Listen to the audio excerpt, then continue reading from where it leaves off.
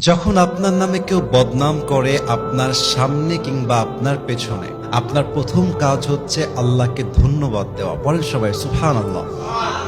কি সুন্দর কথা আল্লাহ তাআলা বলছেন, খুব খেয়াল করবেন। আল্লাহ বলছেন, সবর ধারণ করো তাদের কথার ব্যাপারে যারা তোমার ব্যাপারে বদনাম করে। এর কারণ আমি আল্লাহ জানি তারা যা বলছে সত্য নয়, বরং তুমি হচ্ছ আসল সত্যবাদী। তুমি সেই অন্যায়টা করো নাই। এবং মাথায় রাখবা, যখন তোমার নামে কেউ বদনাম করে তোমার লাভ হচ্ছে দুইটা। এক, তোমার সমস্ত গুনাহ তাদের আমলনামায় চলে যাবে এবং তাদের সমস্ত সওয়াব তোমার আমলনামায় চলে আসবে। সুবহানাল্লাহ।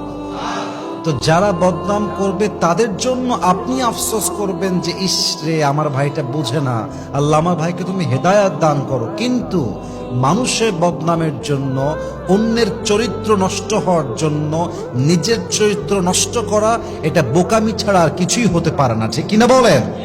অতএব আজ থেকে বদনাম করলে নারাজ হবেন না, মন ছোট করবেন না, ভরসা রাখবেন এক সত্তার উপরে, তিনি কে?